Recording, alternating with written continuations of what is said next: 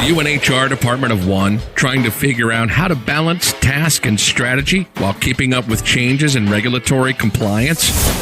Do you need a fresh outlook on old topics? Then stop what you're doing, grab your coffee, and get ready to recharge. If you have people, you have problems to solve and things to do. Your host is Brenda Neckvattle, a 20-year human resource professional, ready to explore the HR industry with veterans of business and life with fresh eyes and new ideas. Learn about the rapidly evolving changes in employment law around the country, as well as new tactics to deploy and build engagement in your workforce. If you're looking to implement new practices to make your job easier in HR, then this podcast is for you.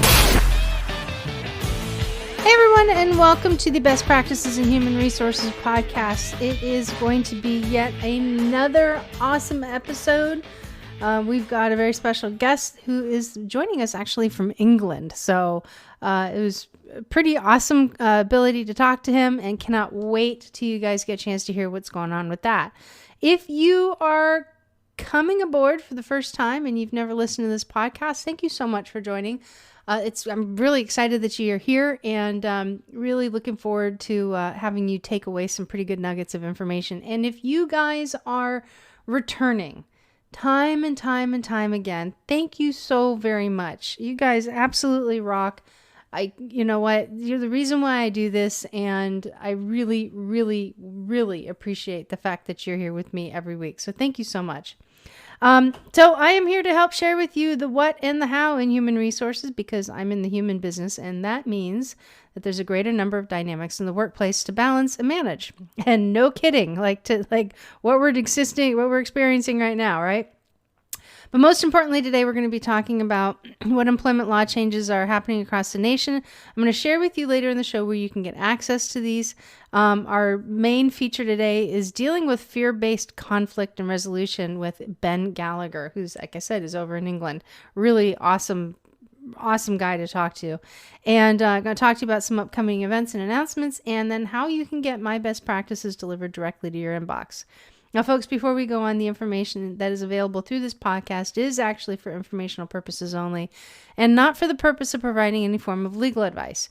You should contact your attorney to obtain legal advice with respect to any particular issue that you're facing. If you don't have an employment attorney, go ahead and reach out to me, and I may be able to refer one to you through our friends and our affiliates over at Jackson Lewis. So good news, no poster updates still. Sorry. I actually have people that have said that poster updates are the favorite part of this whole thing, but have not seen any. I think we're still experiencing some delays on getting that information out, simply because of, just the whole coronavirus and taking legislators out of seat for long enough to be able to produce what needs to be produced. But we do have some really awesome headlines and some things that are taking place in employment law related across the nation. So I'm going to share with you where you can find these, plus a lot more, a little bit later. So first off, the Supreme Court of the United States has reinforced the minstrel exception in the employment dispute, which involves religious institutions. So it's kind of an interesting thing, and what it is doing is that what they've done is they've expanded the application of the First Amendment religious clause to employment decisions made by religious institutions. So pretty interesting information if you're out there working for some sort of religious, not organization, but an institution. There's a very specific difference. The IRS has The IRS has temporarily relaxed the cafeteria plan mid-year election change and FSA rules that provides other employee benefit relief. Also, the NLRB specifies recommended protocols for manual elections during the COVID-19 pandemic. The Labor Board has also approved rules allowing company search of employee vehicles and employer-provided electronic devices. This is huge, especially with what is going on with civil unrest and the threat of active shooter. And I've got some really great information on active shooter that I'm going to talk to you guys about a little towards the end of the show. There's also been some guidance that clarifies COVID-19 testing coverage requirements for employer health plans. There's also mid-year safe harbor design changes that are taking place in the COVID-19 world. And then also getting out of a mask-free card based on the ADA. ADA is very hotly contested across the United States right now. So California may actually pass a measure for stronger privacy rights than the California Consumer Privacy Act takes place in this upcoming November. Also in San Francisco, the emergency ordinance requires layoff notices, reemployment rights, and reasonable accommodation for eligible workers as well.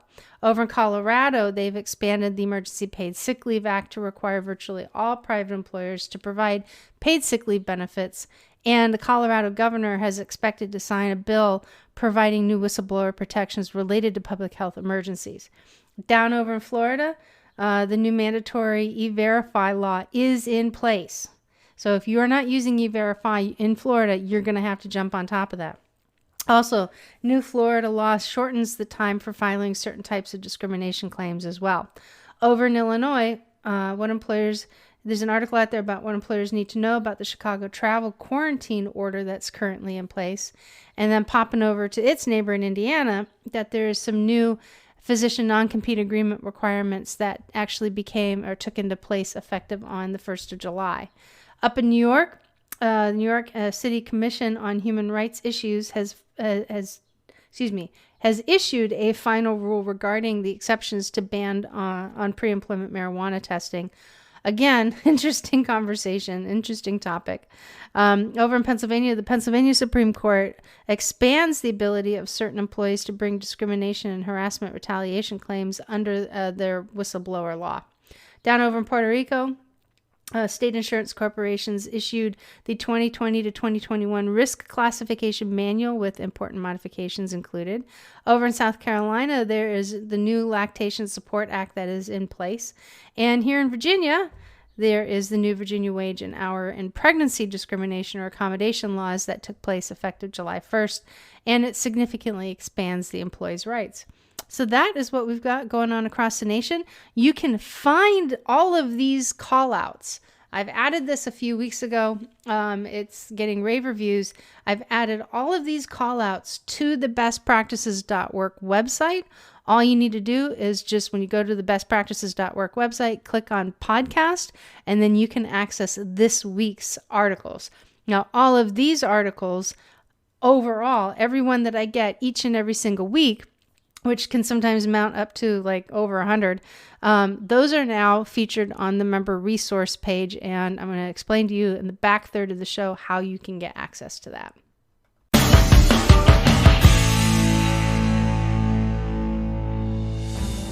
There are approximately 2,500 members of the U.S. Special Operations Community who transition out of active duty military service every single year.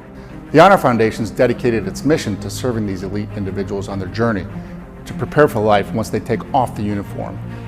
In the past few years, we've begun our own journey to reach this number, launching 3 physical campuses in San Diego, California, Virginia Beach, Virginia, and near Wilmington, North Carolina, along with a virtual campus to reach members of the community anywhere on the planet.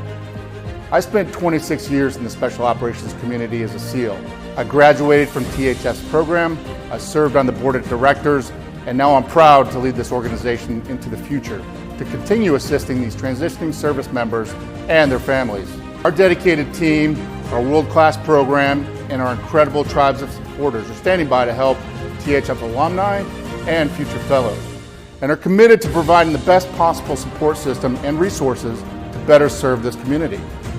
Our vision for the Honor Foundation is clear: to impact every transitioning service member from the U.S. Special Operations Enterprise through our programs and support, and to be a catalyst for overhauling the entire DoD transition program. It's a big task, but the community deserves it, and we're driving full steam ahead to make this a reality. If you've been inspired with what the Honor Foundation's done in the last 5 years, I welcome you all to join us as we craft the next chapter in defining what it means to serve others with honor for life.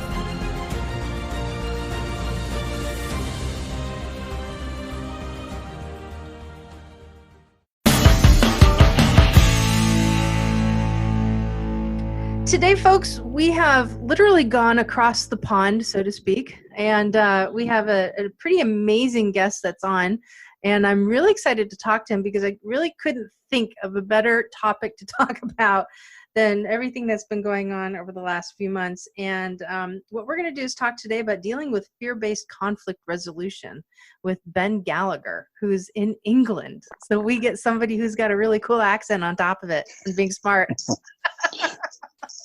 Good morning. How are you? Good morning. I'm very well, thank you. How are you? I'm great, thanks. Thanks for Good. jumping on. I appreciate it. No worries. Thanks for having me. I hope my accent makes up for my contribution. Whatever. I have a friend of mine who's been on the show a few times. Her name is Lauren, and she's from New Zealand, and we talk several times a week. And I told her one day, and I said, you know, if I keep hanging around you, I'm going to start sounding like you after a while. So Yeah. Watch good. out. Watch out. It's all good. Well, I really appreciate you coming on. And if you could just kind of help give people a quick kind of a rundown on your background of what it is that you do so that they kind of get some context of before we get into our subject, that would be wonderful. Sure. Okay, great. So as you mentioned, my name's Ben Gallagher. I am the co-founder of B&A, and B&A is a creative management consultancy, in essence. We work on really complex business problems by using creative tools that originate from the world of culture and the arts and creativity. And I set up the business with my business partner, Andrew Missingham, about 6 years ago. And over that time, we've realized kind of what we do, I suppose. And what we do is answer 3 questions for our clients. The first question is, what's going on in the world around us? And that's very often a question of research and insight, understanding what's happening out in the world and affecting consumer behavior. The second question that our clients ask is, where do we go next? And that work is very much about strategy, defining visions and missions and ways forward, new ambitions, new directions. And then the final question is, how do we get the best from our people? And that's very much about team and organizational culture, helping clients to form, maintain, grow really strong working cultures, either within teams or across whole organizations, and at times between teams that are coming together or businesses that are coming together even. Mm-hmm. So that's really, in essence, what we do. We work across the world. We have studios in Shanghai, Portland, and London. Portland, Oregon, that is. And as I said, this is my first business. Prior to this, I worked in the corporate philanthropy space with the Nike Foundation, and prior to that, in advertising, and prior to that, I was a journalist. So I've had a winding path. Yes. Well, you know, success never does come in a straight line, right? Hopefully not. At least it doesn't in human resources, that's for sure. Yeah. Well, that's awesome. So you and I had a really great conversation a few weeks ago on talking about, you know, what happens in the workplace when we're dealing with fear-based conflict. And now I don't know if you've ever heard this philosophy before, but I heard this years ago from a friend of mine, and I really bought into it. And what he taught me was that fear and anger really are the same emotion. And if you think about it, anytime you get angry at something, it's usually because you're afraid of losing something. And normally when you're afraid of something, you do tend to get angry about something. So it was kind of interesting to see the correlation between the two. Yeah. I don't know if you've ever heard that before. No, you know what? I haven't actually heard it articulated as such. I can definitely see that being something that happens a lot. Yeah. We quite often talk about anger, especially being expressed when people feel that their values are being transgressed, especially in the workplace. Yes. And often when we work with clients to help them form their values, we help them to do that by talking about what would make them angry what things would make them angry if they were transgressed. Mm-hmm. And so I think there's a kind of interesting third element to that, which is, where do your values lie? And are you in a position of trying to defend them? Or are you in a position of trying to exert them, and how that plays out with fear and anger. But we do see often that fear and anger are very closely aligned, and the way that people show up, I think often if they show up angry, you have to try to unpick whether or not what's behind that, and often it is fear of something happening that perhaps they feel is out of their control, or that they don't know how to deal with. But there's likely a vulnerability behind the anger. And I think all too often we found, at least, that especially in high performing teams, vulnerability is not something that's as encouraged and welcome as it should be. No, that's very true. It feels that often, in an organization with a winning mentality, that the definition of win is kind of beat all others, and that there's a perception that in order to do that, one must be strong, and be that kind of typical traditional form of a winner, and vulnerability is not really part of that. And so a lot of our work actually is to help people to feel confident being vulnerable, because that can certainly allay anger. So I'd love to take a little bit deeper dive into the vulnerability, if you don't mind, because I'm in my past, anytime that I have, made an error, or at least one that I recognize that I screwed up on, I've never had an issue with saying, hey, listen, I'm the first one to admit that I've made this mistake. And in my attempts to make an exchange, trying to make it right, I have allowed myself to be very vulnerable with people who are angry with me, and found out that it is actually used against me. So that's interesting. Yeah, and that was the dynamic of that particular team too, is not so much that they would use it against you. It's just, they would talk out of both sides of their mouth. They would talk about how this really great culture exists. And, when you own up and you take, and which is what I did. And they would just continue to, berate and, just pound on your head and stomp on your emotions a little bit more. And that was kind of interesting. So that was a very hard lesson to learn with that particular group, that vulnerability isn't necessary. It's not a strength by any stretch of the means. You had to really stand your ground quite a bit.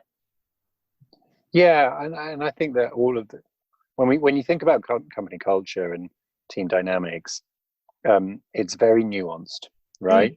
Yeah. And so you have a set of principles or values that you hope to build a culture around, and how those different things show up and in what measure obviously should be dependent on the context and the situation and the moment in hand. I think we believe, B&A really firmly, that building a culture around empathy and safety and vulnerability enables you to get the most out of the broadest range of people within your team. And I think that vulnerability isn't just about saying, you know what, I was wrong on that occasion. It's actually about saying, here I am, here are my strengths, here are my weaknesses. These are things I don't know, and these are things I do know. Can you help me? And critically, vulnerability has to come from the top. And one of the phrases we often talk about is a fish rots from its head, right? And in an organization, the way that leaders behave and the behaviors that they model are very powerful to everybody else. And so it's no good expecting a team to be willing to be vulnerable if the leadership themselves aren't willing to be vulnerable too. And that's a really big challenge, because for many years we haven't been taught as leaders to be vulnerable. We've been taught to have all the answers, and everybody in the room looks to you for all the answers. And we really believe that, well, firstly, we believe that's a problem, because then all the answers only come from one or very few people. And in fact, the answer might lie somewhere else, or the solution might lie somewhere else in the room. And therefore, you have to be able to create the safety and the safe space for that to be the case. And what that takes often is a leader to say, I don't know the answer, but I'm looking to you as my team to help me find it. And so I think sadly, vulnerability can still be berated, and in some teams and in some contexts, it's not welcome. But I do really firmly believe that it's a critical part of building a really healthy, strong culture where people truly know each other and respect each other. Right. I agree. And, when people respond to any type of conflict, and when they, especially when they respond very quickly, it usually around, and that goes back to, this is what I see. This goes back to that fear and anger are the same emotion kind of thing, is that they're usually afraid of something. And so that's what drives that knee-jerk response. So they've heard something, and it's usually something involving ambiguity of some kind. Like they don't know what the outcome is. And so now all of a sudden their defense mechanisms come up, the walls come up, their arms go around their work, and it's just mine. I don't know what to do. So I'm just going to bare fangs and, don't cross my barrier. Yeah. That doesn't work. Yeah. No, it doesn't work. And I think the reason that it doesn't work is because it's led with the emotion. Right. Now, we're all emotional beings, right? Absolutely. Things make us feel stuff. And there's nothing wrong with that. That's how we're made. The challenge is that when you lead with emotion, as the other humans you're trying to talk to respond with emotion. And so therefore, I think one of the things that you have to do when you're starting to feel like your values are being transgressed, you're getting angry about something, about a situation, you feel anger towards somebody, is to take a step back and go, right, let me think this through. What is the behavior that occurred that led me to feel this way? Yeah. And then what is the impact of that behavior, the potential impact of the behavior that is making me feel angry, or riling me, or making my emotional state change? Then you think about, well, what is my emotional state? Is it anger? Is it frustration? Is it concern? Is it is it sadness, or whatever else? And then you need to think about, well, what do I want to change? How is this going to change? And that structure is something we teach a lot. The idea of when you need to give somebody feedback in any context, or deliver a challenging message to somebody, it serves you far better to start with the behavior, the thing that happened that is unequivocal. You did this thing, you said that thing.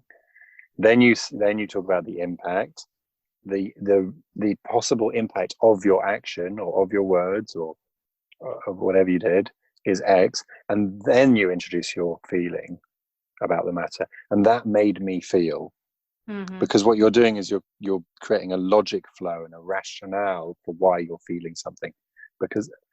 And then you talk about the future. And as a result of it, what I would really like is that you try to manage your language, or you treated so-and-so with a bit more respect, whatever it is. Right. By delivering it in this way, you allow the emotion to exist, but you don't allow it to dominate and lead. And you essentially help the other person to have empathy with you, be empathetic, to see this from your perspective. And I think the challenge with anger often is that it clouds judgment, and it clouds clarity and truth. And so nothing gets resolved. It does. And, I think there's another significant piece of this, and this goes back to my number one live and die rule in life, not just in human resources or in business. And that is, in the absence of information, people make stuff up. Now, I learned that from a boss of mine many years ago, and it really is absolutely true. And, we all come from a different place in life. We have different influences in how we're growing up and whatnot. But the one thing that we don't like is we just simply don't like not knowing anything.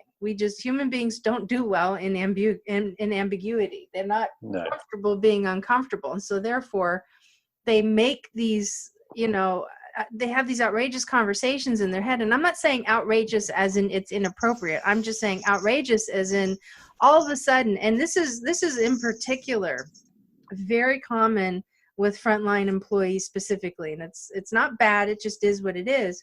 But they'll start coming up with all these reasons as to why the company made a decision it made, even though maybe the company explained it to the point that that was a level of appropriateness.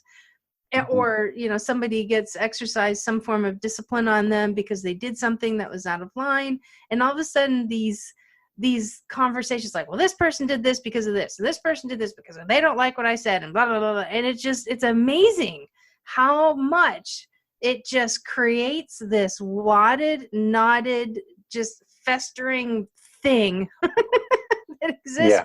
It's tangible or intangible, but it's unbelievable how it happens. And it's normal human behavior. Yeah, I think you're right. People interpret situations by applying their own circumstance to them, right? And what does this mean for me if I don't have all the information I think I need? Or how am I going to fill in the gaps? What am I going to fill them in with? Well, I'm going to fill them with my own values and assumptions, right, about the situation. I would say, though, that I think we come across situations all too often where, in particular, leadership, or the company, so to speak, have communicated a message. The reaction amongst the workforce hasn't been positive when perhaps it was expected to be so, or there's been challenging kind of reaction to it. And then the company turn around and say, yeah, but we told you. And the point is, transmission is nothing, reception is everything. If you are transmitting a message, you have to think really carefully about how it is received. Yes. And you might think you've been saying the right thing, but the people you're talking to might have been hearing it in a totally different way. Yes. Yeah. And I think therefore it's on the part of the company or the leader to have the empathy for the recipient of the message to really understand how it's going to land with them. And we just quite often see it happen. And then when people kind of talk it out and discuss it post moment, they realize that the intention was not as such, but it just hadn't been communicated effectively enough. So we've really tried to work hard on this idea of transmission is nothing, reception is everything. Now, of course, everybody's going to apply their own values and their own situation to things as well. And everybody likes a good old moan about work as well, especially in England. But as the company and as leaders, again, you have to be willing to accept that that's always going to be the case. But so long as you work really hard on the principle of transmission is nothing, reception is everything, I think it can really help. Yeah. But something that I've seen too, and I often experience it with individuals who may not necessarily realize, they may think that they're being empathetic in general, but they tend to push their own agenda a little bit harder. And you know what? When you have somebody that's like that, their timing isn't always the best. No. No. And it's just like, okay, I can't talk to you about it right now. And then they continue going on and keep saying something. It's like, okay, I hear you, but I can't handle that right now. And then they just kind of keep pushing their agenda, and you just want to club them and say, well, part of I can't do this with you right now. Did you not hear? Yeah. That's what's going on inside of you, right? So that certainly is one element. As we kind of talk through some of these things, we're bringing some of these problems and these challenges up to the surface, so that way we can identify the right resolution and what kind of expected outcome that we want of this. But this is also something that this particular thing really happens. It impacts a person's ability to be empathetic. They can only be empathetic up until a certain point, because like if you have two departments that are trying to work together, or two teams that are trying to work together, each team has their own agenda. And even though one team might have to reach out to another team to say, hey, listen, we need your help with something, but all of a sudden they could be dealing with a crisis, or they could be dealing with something. And next thing you know, it just that innocence of reaching out and saying, hey, listen, we need to get this on the deck or on the calendar or whatever, inadvertently adds fuel to that fire.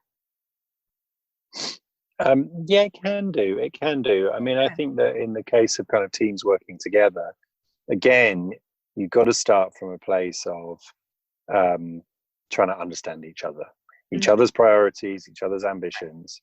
And once you've done that, then you can start to talk about what the shared possibilities, the possible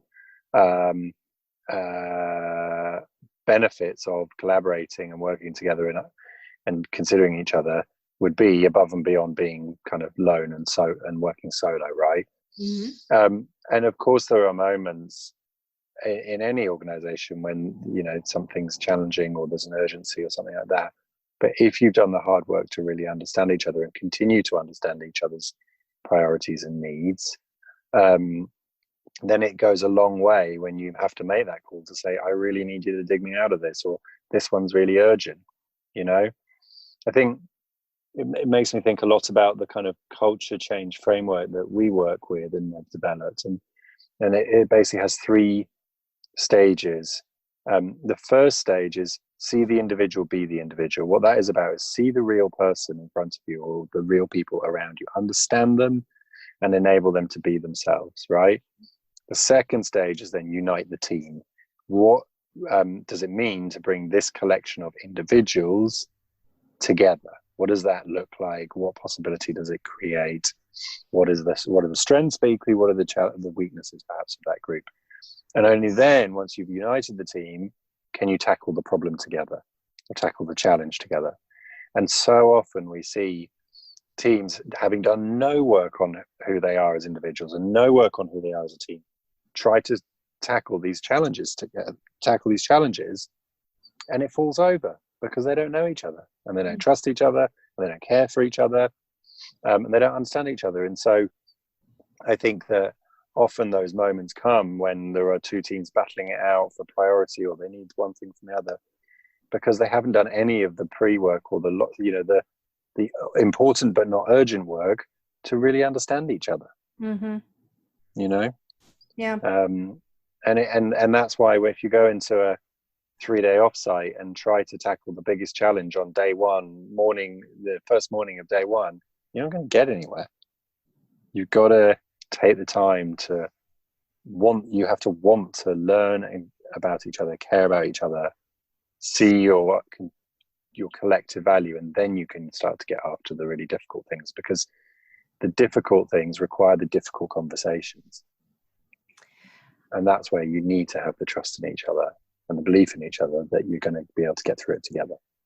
Absolutely. And you know what, if anybody who's listening who's never really sat and done this type of exercise, I don't personally recommend that you try and necessarily take on something as big as an offsite on your own for the first time, because it can go pretty bad. I've seen a couple of offsites where somebody has they've conveyed a concern, or like what you're talking about, they're bringing something forward, and all of a sudden the leader's just sitting there like a deer in headlights because he doesn't know what to say. And yes. he didn't know how to facilitate to the next stage, and all of a sudden he's like, okay, well, that's good, and then nothing really got resolved to it. And I'm sitting there thinking, I'm like, wow, we had a real opportunity to tackle something and we didn't, just simply because he didn't know what to do. And I, if you're doing an offsite, or if you're doing, like, if you're a small business and you don't have the ability to do an offsite, right now with our, economic standing, some companies may not be able to do that. They're, fighting to stay open. But even if you were to do like a mini session of some sort, you want to get somebody in who, or at least help you figure out how to facilitate, how to do that kind of a thing, because it's not easy. You really have the experience to be able to sit there like in a baseball game with a catcher's mitt and be able to return the ball effectively, right? Yeah. And so for those incidences, I'd love to hear your thought and feedback, other than people calling you in England and saying, hey, listen, can you help us with this? Which I would encourage. Yeah. I mean, absolutely. Feel free to call anytime if you need offsite facilitating. I think it's a really good question. Kind of, what do you do if you don't have the means to kind of bring in an outside facilitator, which does really help, because first and foremost, it allows you to be in the room yourself rather than trying to run the thing, which is a real plus. But I think, the first thing I would say is think about that structure that I talked about. See the individual, be the individual, unite the team, tackle the challenge together, plan your time together, to take the time to learn about each other, to recognize each other, to value each other. Unite the team. Often I think that can be done really well by recognizing great work that you've done and discussing it and reflecting on it. often it's really helpful to talk about projects that have gone past and talk about what went great, but what would you change for the next time? And then you can start to move towards the kind of gnarly questions. I would always recommend at the beginning of a kind of day-long meeting or couple-day meeting that you give ownership of what everybody wants to achieve over to the group. So you run a session at the beginning, which is about, okay, what are we going to get out of the coming days? And you can set a baseline ambition, and then you can set a knock it out of the park ambition. Yeah, so you give ownership of that to people. And then the second thing that you should always do is write up a set of expected behaviors, and these are behaviors that you all will hold each other to account for over the course of the coming days. So how are we going to be together, Right. you know, whether it's in the room or whether it's on Zoom, you know? And everybody has the right to kind of call people out if they're not living up to the agreed kind of values and behaviors of the offsite. And again, that's about creating ownership amongst the group, a collective sense of ownership for the success of the time together. I think in a kind of COVID pandemic world, I would urge people not to spend too much time on screen. You know, shorter sessions with breaks always work. We've been hearing about a couple of clients actually of ours who've done things like, because everybody can't eat together, they've had food delivery arrive at the same time on everybody's doorstep, and then they've all kind of had the same meal even though they're in their own homes. Which is a really nice touch, right? Yeah, that's pretty awesome, actually. Yeah, it's really cool. It's really cool. We've been doing quite a lot of kind of shared discovery type stuff. So we might put people in pairs, and one person has to take the other one for a walk around their local neighborhood on the video or whatever it is. So there's lots of different things that you can do, and being inventive with the technology if you can't get together in person. But aside from that, yeah, I think set the agenda and the ambitions, define how you're going to treat each other and how you're going to be. Don't jump the gun and try to get to the most difficult conversation soonest. Because if you do all of the right work in advance, actually solving the difficult bit won't take very long. Because you built up the trust and you built up the dynamic and the momentum amongst the group. I would try to be playful, create ways for people to think about the subjects and the challenges in a more playful way. So are there things that they can use, you know, make things or draw things, or, you know, sometimes it's very hard to express yourself just through talking alone. So play to different people's skills and creativity. You know, everybody has an innate creativity within them in some way. And I think that can go a long way to encourage people to play a little bit. And then, of course, I think really importantly is using a kind of agreed, you know, challenging feedback structure like the BIF, you know, behavior, impact, feelings, future model, and teaching people how to use something like that so that then when they want to say something really hard and challenging, it's done in an appropriate way. Because that can derail things pretty quick. So when people work through these things, what kind of outcome, like if should they anticipate seeing?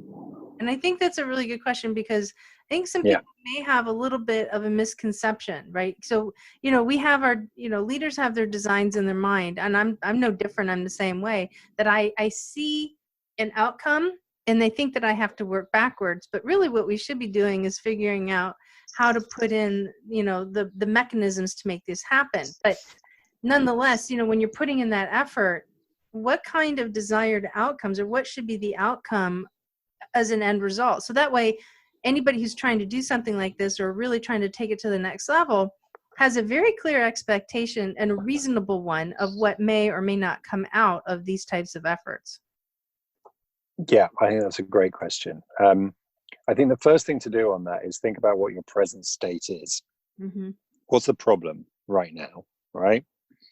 And kind of describe that problem. Well, you know, half the team are feeling pretty down about something, and we've had a few people threaten to resign, and we've got a kind of problematic colleague who, you know, people feel like they need to be honest with about a few things, whatever it is, right? Mm-hmm. So you define the terms of the problem, and then you think about a kind of an offsite meeting or a team, session as the first stage in solving that problem. Yeah, because change doesn't happen overnight. Change is like complicated and slow, and you go backwards and you go forwards. And if you ever known anybody who has like tried to give up smoking or something, right? You know that change It doesn't hurts. it just happens overnight. It's like putting on People a brand new pair of relapse. shoes. Yeah, right. And so the first thing is think about that first moment of getting together and what you want to get out of that, but don't expect it all to be solved overnight. No. And in fact, maybe one way of doing it is actually to say, okay, well, here's the problem. The ideal situation we'd like to get to is this, and describe that, write that out, and then work back from it. But I would honestly consider, if it's a kind of fundamental organizational challenge, you describe that, you think about a 6-month window of progress towards the solution. The first get together is with senior leadership to really kind of cut to the quick of the problem, and to generate new form and establish new behaviors that might need to then be kind of rolled out, and then work with smaller cohorts of people across the organization to proliferate the new behaviors. Yeah. And actually quite often we do this for clients. We will put smaller cohorts of people through the same program as the leadership went through, but on a smaller scale. And so then you have a leadership with a change agenda and a set of new behaviors and answers and whatever. And then you start to take others on the journey around the organization. And suddenly you find yourself in meetings with like 3 or 4 people who've been through the plan, and they're using different language and they're treating each other differently and, whatever. And they start popping up everywhere, and they're kind of like your agents of change. And you start with the lowest hanging fruit, the highest potential employees, teammates with great leadership possibilities and capacity and what have you. And you slowly kind of work your way through the organization so that eventually at least half of the organization has been through the change program in some form. Yeah. And honestly, and this sounds kind of rich coming from a consultant, but don't rush it. Oh no. Don't rush it. Can't rush because it. It takes time. Yeah. And you're not going to get it all right either. So you're going to have to be willing to replan and tweak and change and pivot a little bit. That's okay. Well, and that's very common in business anyway. I mean, it's, right. You put together your strategic business plan, and then all of a sudden you're like, oh, okay, it's December, and that does look like nothing like we were doing in January. Exactly. And so it's interesting, right? Because we change our ambitions and our business strategies overnight, but yet we seem to be very kind of rigid with how we expect people to behave. Yes, and I think that's a problem. I mean, and our current environment certainly has taught some people that pretty hard lesson too. Between 2020, I saw a hilarious meme. I posted actually up on our group site, and and it was this. I thought it was hilarious. And we have this thing called Wild Wednesday. And it says, scientists finds 33 creatures living in a cave that was sealed off for 5 million years. And somebody underneath posted, seal that cave back up and walk away. This is not the year, man. Very good. Very good. That was awesome. Yeah, that is very good. Like, no kidding, right? We don't need one more thing to deal with. No, but that's just life, right? And I think every year we've written a business plan. Basically, all of our risks have happened, but we're still going. And you got to be able to, again, I think as leaders especially, right, and as people managers, you've got to set ambitions and make them big and exciting and inspiring, but then you've got to have the willingness and the vulnerability to say, hey, things are changing. That's okay. And I think one of the binds that people quite often get caught in is this idea of, if I tell people things too early, are they going to hold me to account for them? Or if I tell them too late, are they going to be annoyed with me for not telling them until the last minute? Right. Right.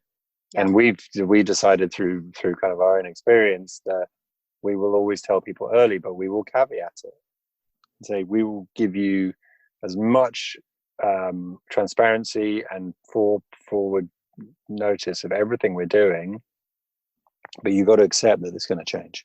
Yes. And, Yeah. and there's an element that we haven't really spoken about it, but this whole episode is based on fear-based conflict resolution, and the big word is fear. And fear tends to disappear when you're in action, because when you sit still, that's when you get scared, because you're not in motion. But when you're in motion, you're working towards figuring it out. And not that it instigates bravery, but it takes you away from the fear mindset.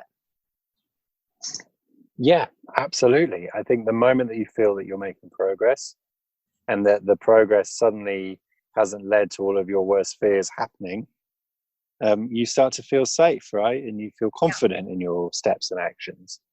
And again, it's kind of very much a part of behavior change thinking, right? Is if you're asking somebody to tackle a big, scary ambition that they might have a lot of fear around, you have to paint out the journey in a whole series of small steps. Yes. And then you have to recognize the steps as well. Recognize the progress, little and often, because then all of a sudden you've broken this big, scary thing right down into like small, manageable chunks that then that person's getting praise or recognition for achieving. Right. And all of a sudden you've kind of eaten half of the challenge because they've all been in little bite-sized pieces. So I think fear is paralyzing. Fear is really poisonous as well. Fear is human. Mm-hmm. And so we can't ignore that people will be fearful of things, and in particular they're fearful of the unknown, especially in, as you said, especially in cultures where we have for many years largely been in control of our own lives and our own destiny. Yeah. And I think it's very interesting to look at cultures and communities around the world, frankly, who have lived for much of their lives out of control. And what can we learn from that, actually, is, I think, a really important question.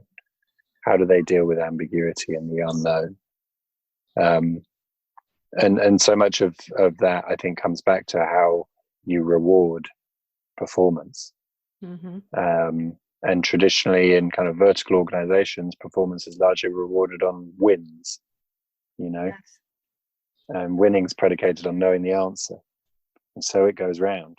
Yeah, it's a vicious cycle.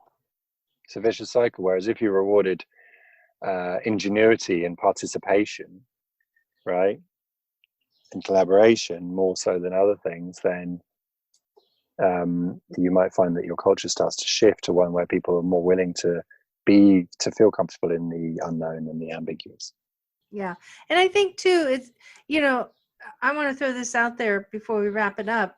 And that is, I love what you're saying about rewarding ingenuity and new ideas, but don't, for people who are listening, it's like, okay, that's great, but we still have a job to do. Well, you know what? That's your job as a leader.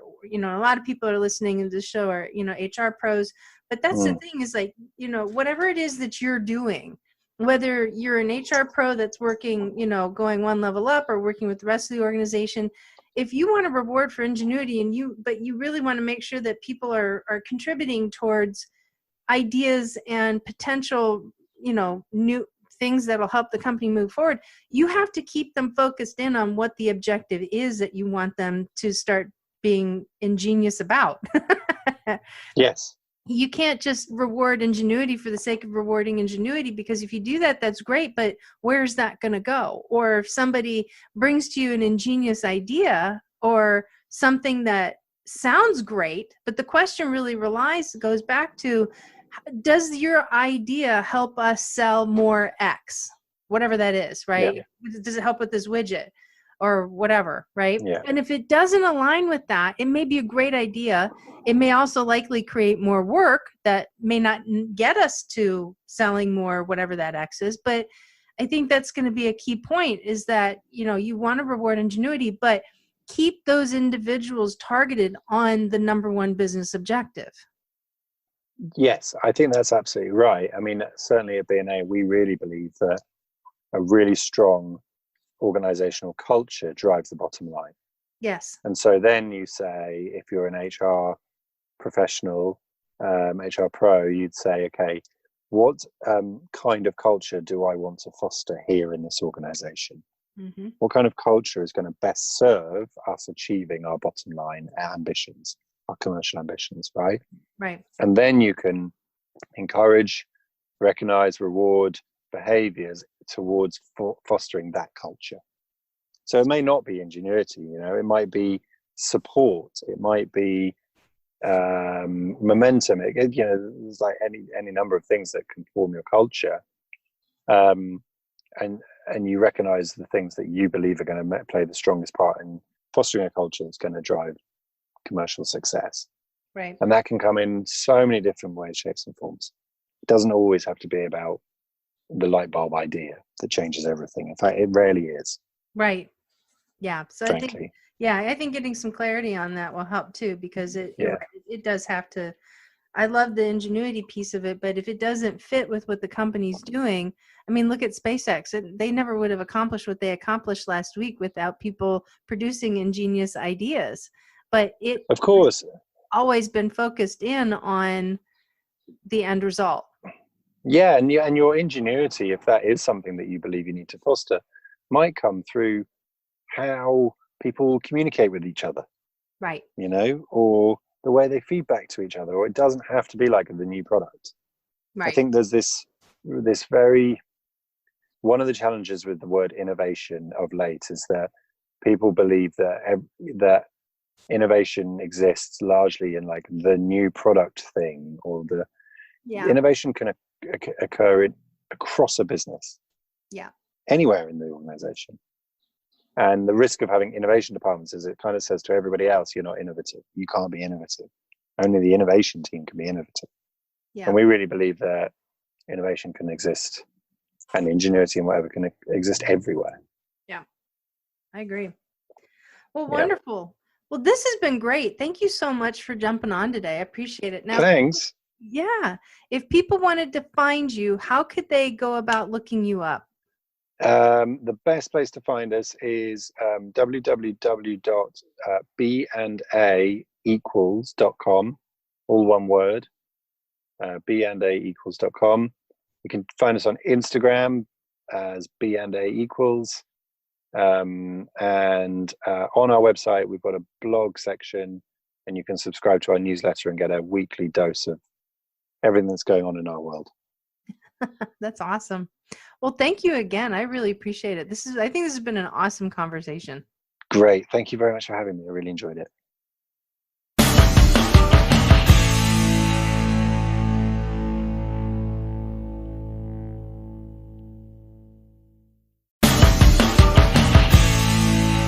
Dave Acosta is a fellow speaker with me over at the Eagle Rise Speakers Bureau, and has joined me in a prior episode for a very much anticipated interview, and it was very timely, and it still is timely right now as it pertains to concerns that everybody is having, including HR pros, risk management folks, about engaging in active shooter training.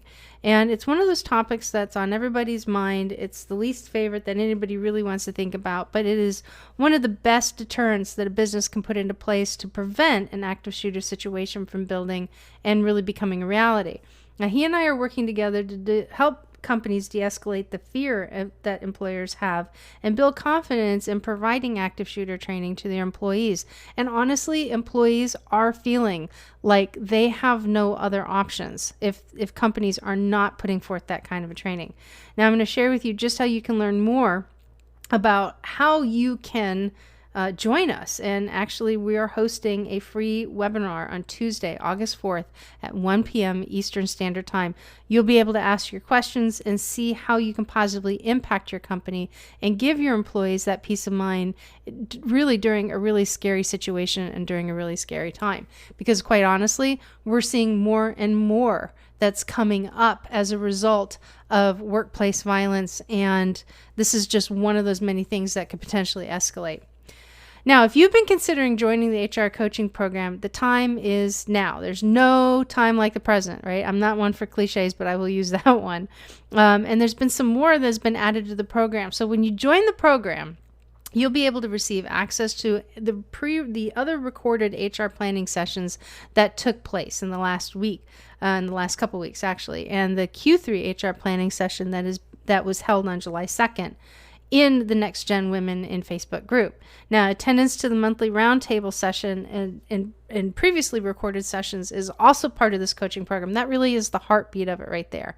So if you're unable to make it, then you have the opportunity to actually go back and see all of what was said before. Now, you'll also be able to access the free course of selling HR to your boss and how to increase your yes factor by 10x. And you'll get a free copy of my new audiobook that is releasing this week exclusively in the coaching program. And it is the 17 winning tactics for your HR career. Get it off the ground and steer it into the future. You lastly will get free access to the member resource site, which has an absolutely load of ton of great information in there. And the coaching program really is helping the community of dedicated HR pros find their way and move forward through their challenges. And one of the participants in the coaching program shared this about the most recent planning event that we did, and that is her big takeaway was that the HR planning workshop was just the amount of time spent with HR professionals who lived in the same band space, and that she's actually living in the same headspace. No matter how much is on her plate or how much she's dealing with, she now feels the comfort of knowing that she's no longer alone. So it was a really, really cool turnout, and I highly encourage you guys to jump in and take advantage of that. Now, if you haven't caught it in the past week, this is the episode to watch. I'm a co-host with the evil HR lady, Suzanne Lucas, who's actually been a prior guest on the show, and we do a live weekly YouTube program called The Real HR Show.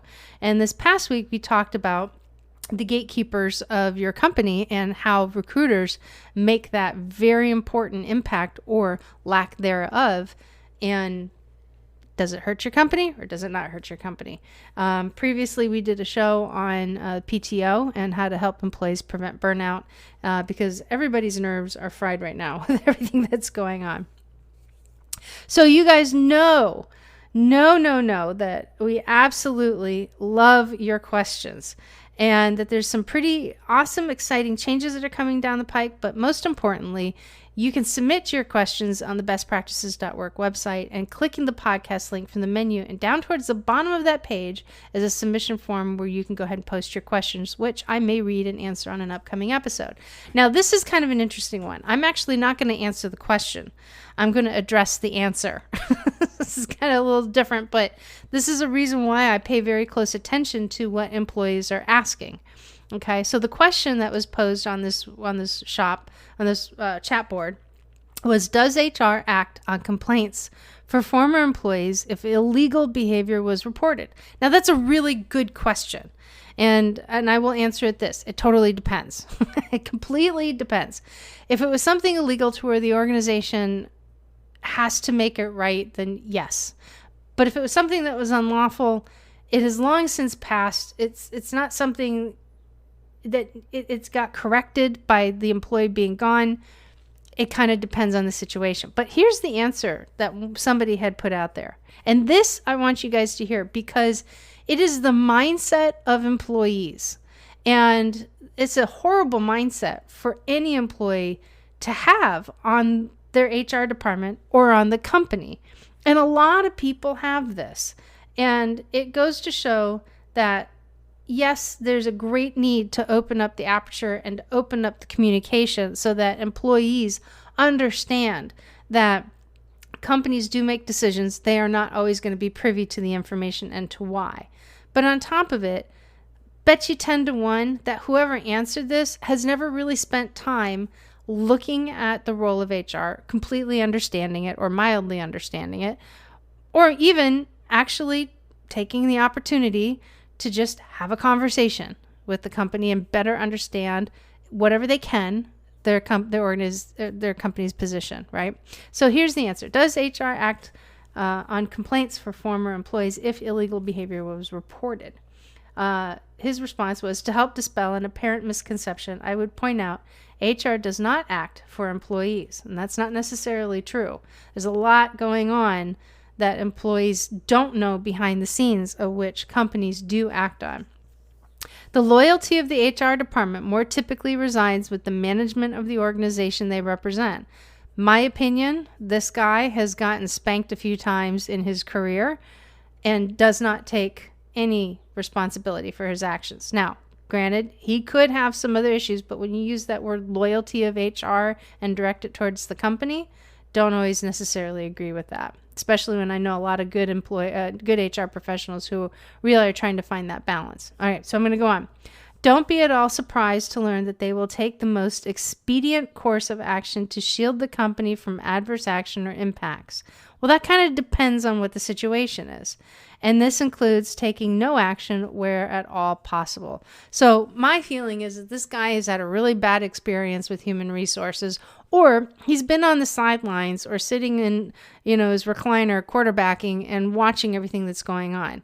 Now, the reason why I say this with a lot more confidence than I normally would when I hear something like this is because I have been on that front line for a long enough time that these are the misconceptions that people bring up. And I used to have them too, until I took myself out of that seat and actually opened up my mind, opened up my eyes, learned a little bit more about what's going on, had conversations, asked questions.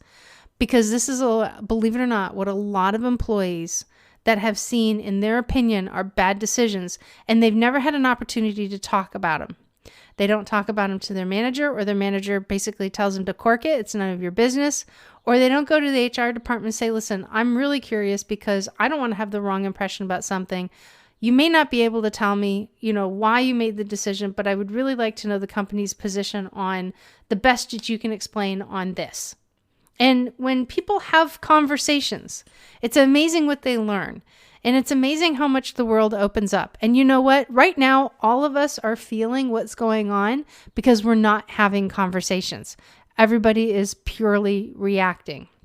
Now, is that something that every HR person can do with every employee? No, it's not. But you know what? The best way to help dispel this kind of mindset is that when an employee gives feedback on something and it has to get run up, do not let it stop there. Always have feedback come back down. So if somebody gives an idea, and I saw one of the best teams ever literally slowly die because their manager was so good at taking their suggestions, making them feel good about having a suggestion or a comment or an idea or a thought or how they saw something for the future. And they would run it up the line, say, hey, listen, my team is coming up and they're saying, we've got an opportunity. Here's here's a suggestion to do this. Here's a recommendation. Here's an idea. What do we have the ability to do? And then he would come back down and then he would say, guys, listen, here's what we did. I took your information. I took your feedback. John, I did this. Tom, I did this. Mark, I did this, right? And here's the information that I got back. Do you know how valued people feel? And do you know how less of the gripe that I actually heard from those guys? Now, there were certain people that they did gripe about, but they only griped about people. They never griped about a department, or they never griped about the leadership. It was because the leadership was hearing them and communicating, albeit sometimes not indirectly, but they did it through their own manager. The other ones that would only shut them down and clog them out, those are the ones that they spoke really, really poorly to. Now, if you take the entire team, it was about 90% of the guys that were really in favor of how leadership was working. It's that other 10%. And then you had another 10% where just kind of like, they really just didn't care. But I know that's like 110% if you do the dirty math. So we'll say 80% were in favor. That way I'm all balanced out, right? And you don't have to sit there and go, wait a minute, did she actually count her fingers and toes on that one? But you know what? It's not going to be perfect, but at least you can continuously move that needle to making sure that there's a good relationship between the employee and HR. And remember, they've had previous experiences and likely they aren't going to be good. And if they're a problem employee where they never take any accountability for themselves, they're going to continue to struggle with this. So it's not going to be 100%, but at least you can work on kind of moving it forward. Okay, so those are the kinds of things, believe it or not, I kind of went on a tangent, but it was a good one, that we actually talk about in the Next Gen Women in HR community. And we have real conversations in real time with real and really phenomenal people. And there are new and exciting changes that are constantly coming down. It's continuously evolving within the group. We're now growing significantly, and we're over 165 members, and what we really need right now is really, really great conversation. We need to stop absorbing and we need to start talking. And that's exactly what we're doing. So if you'd like to learn more about how to find me and what I'm up to, you can hit me up on Instagram and Facebook at Best Practices in HR. I can't say it. Best Practices in HR, where I give some of the general updates and, all sorts of really cool announcements that's happening. But you can find me over at Brenda, the HR Lady, on Instagram, where I share a little bit more about what I'm up to. And if you'd like to connect with me professionally, you can find me on LinkedIn by using my name, and it's at Brenda Neckbottle, and that's Neck, V as in Victor, ATAL. And then over on YouTube, I've been building a library of videos that you can find me again using my name. And I also co-host that show I mentioned to you earlier over the Real HR Show with the evil HR lady herself, Suzanne Lucas. And lastly, you can jump on the website at bestpractices.work where you can read up on the new updates that I called out earlier in today's episode. And this is something new that I decided to add. Just simply visit bestpractices.work, click on the podcast link, and you can get this week's articles. Also, while you're there, click connect at the top of the page and you will get my best practices delivered once a month directly to your inbox. Thank you guys so very much. I can't believe we're in the middle of the summer.